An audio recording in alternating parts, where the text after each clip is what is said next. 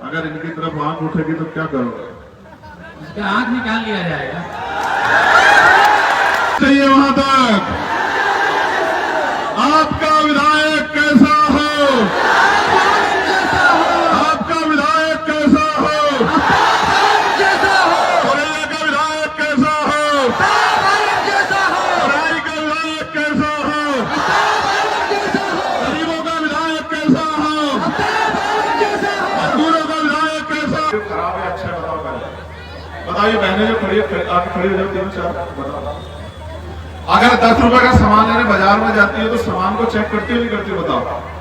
तो 10 रुपए की वैल्यू समझते हो, वोट की वैल्यू नहीं समझते क्या? किसी को भी दे जाते हो। कोई आया हवाई जहाज हेलीकॉप्टर में आके वोट दिया तो फिर वो कभी पलट कर नहीं देखता।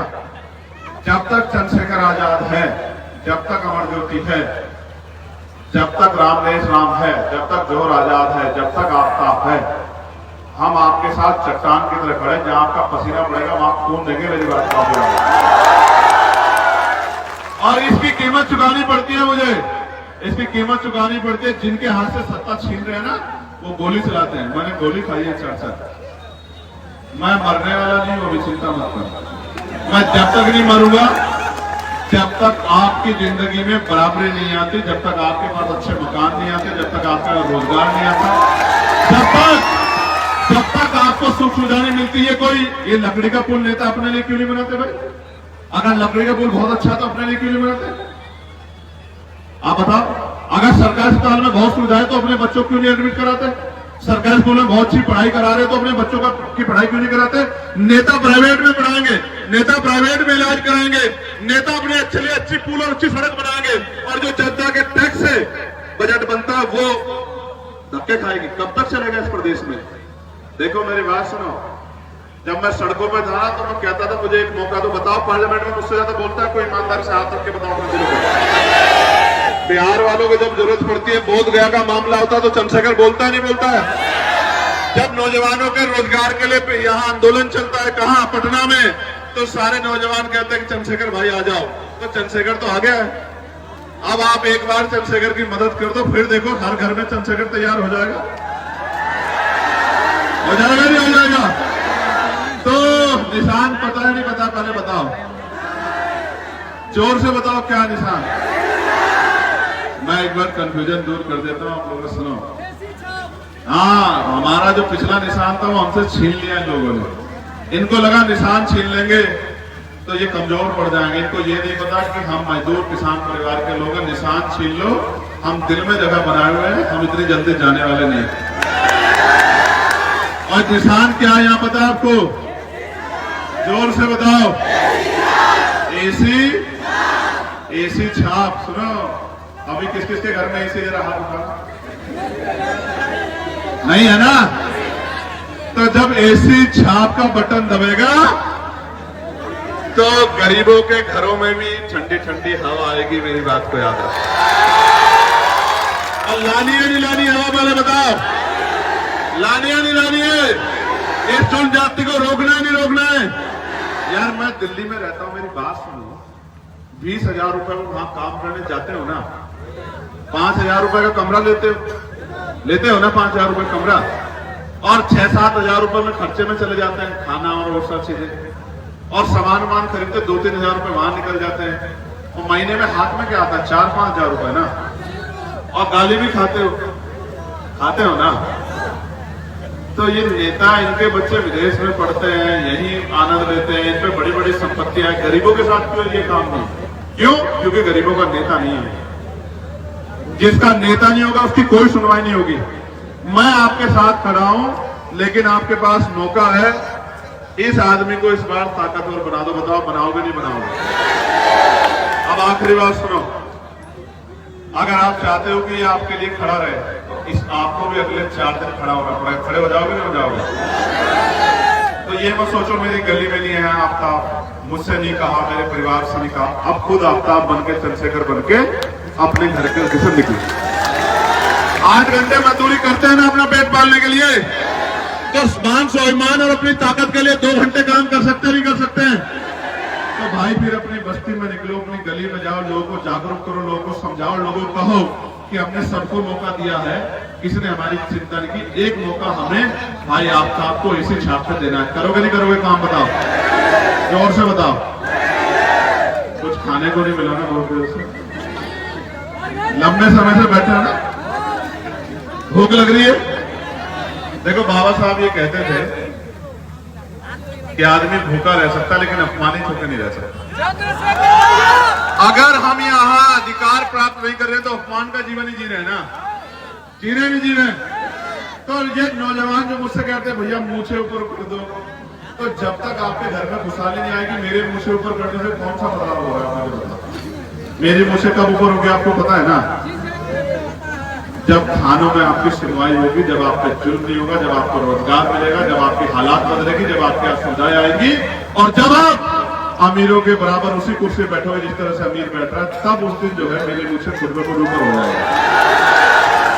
अब तुम ये देख लो कि मुझे ऊपर करनी है नीचे करनी है, ऊपर करनी है नीचे करनी है, तो निकल के काम करोगे। या ये तो नहीं आज मैं आ गया हूं तो कह रहे हो कि नहीं भैया काम करेंगे।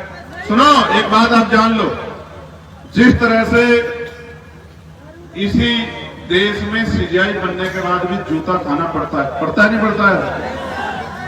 एडीजीपी लेवल का अधिकारी होने के बाद भी न्याय नहीं मिलता, सुसाइड करना पड़ता। समझ रहे हो? सब कुछ आपके हाथ में, कौन लड़ रहा है और कौन तमाशा देख रहा है कुछ छिपावा नहीं। जब सीजीआई पे जूता चलता है तो कौन लड़ता है? जब सीजीआई पे जूता चलता है तो कौन सवाल खड़ा करता है? जब एडीजीपी जब सुसाइड कर ले तो हरियाणा चंडीगढ़ जाकर उसकी आवाज को कौन उठाता है? जब किसी गरीब पे जुल्म होता है, किसी हमारी बच्ची पे, बहन पे, माँ का अपमान किया जाता है, जब किसी जमीन छीन जाती तो कौन खड़ा होता है? जो 24 घंटे आपके लिए खड़ा होता है, क्या आपके लिए उसके लिए नहीं खड़े होना चाहते? अगर आप उसकी देखो, कोई मेहनत करता है, उसकी मेहनत आप उसका मेहनताना देते, उसके दिल पे जोर पड़ता नहीं पड़ता है? फिर मुझसे कहते हो भैया आ जाओ, भैया आ जाओ। बना तो रहा हूं, नेता बना के दे रहा हूं आपको। सुनो, उनके 50 एमएलए और हमारा 1 एमएलए अगर बराबर ना रहा तो बताना। उनके 50 और हमारा 1 और गुंजा के रख देगा विधानसभा, चाहे बोध गया का मामला हो, चाहे गरीबों के सम्मान का मामला हो। मेरी बात को याद रखना। और फिर हम देखेंगे कि आपकी तरफ लाठी उठाने वाला कैसे चैन से सो जाता है रात को घर पे, फिर हम देखेंगे। समझे? क्योंकि इसके ऊपर मेरा हक है, इसके ऊपर मेरा अधिकार है। मैं इससे लड़ सकता हूं, इसको कह सकता हूं कि आधी रात भी जा, उनको कह सकता हूं कि जो दूसरी पार्टी के लोग हैं। तो ताकत दोगे नहीं दोगे बताओ? ऐसे मुट्ठी बंद करो। और सुनो, मैं क्षेत्र घूम के आया हूं, मेरी राजनीति पे तो कोई शक नहीं तुम्हें। मुस्लिम समाज पूरी ताकत लगा के साथ खड़ा है, वो तुम्हारी तरफ देख रहा है। देख लो मेरी बात को, तुम लोग कमजोर तो नहीं छोड़ोगे इसको। अभी ये कहे कि भैया आपके लोग पीछे रह गए थे, है तो वो भी मेरे लोग सब, क्योंकि उनको पता है जब एनआरसी का मुद्दा आता है तो चंद्रशेखर आजाद लड़ता है, जब वक्त का मामला आता है तो पार्लियामेंट में चंद्रशेखर आजाद लड़ता है, जब किसी पे बुलडोजर चलता है, जब किसी का एनकाउंटर होता है, जब बरेली में जुल्म होता है, जब फतेहपुर में जो है हमला होता है, तो अकेला अगर कोई खड़ा हो उत्तर प्रदेश में लड़ता है, चंद्रशेखर आजाद लड़ता है।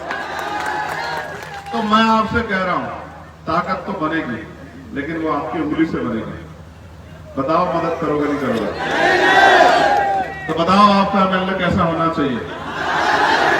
जोर से बताओ, आज कम आ रही है, वहां तक आवाज जानी चाहिए, वहां तक।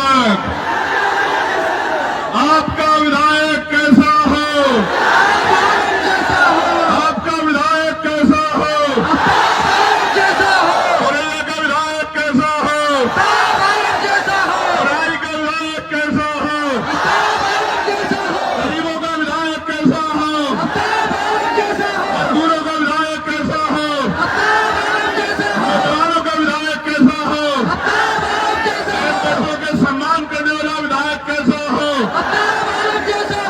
अब अगर इनकी तरफ आंख उठेगी तो क्या करोगे? इसका आंख निकाल लिया जाएगा। देखो यार, मैं संविधान को मानने वाला व्यक्ति हूं, आंख नहीं निकालना,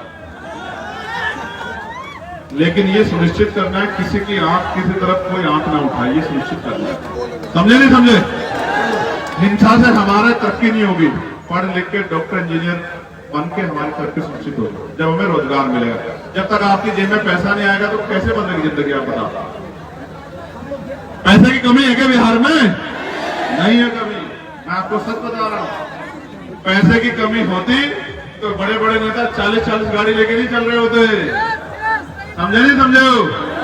हाँ, पैसा बहुत है लेकिन नेताओं की जेब में है। वो नेताओं की जेब से निकाल के गरीबों के घरों तक पहुंचाना है। मेरी बात को आप याद है। बहुत बहुत धन्यवाद। मैं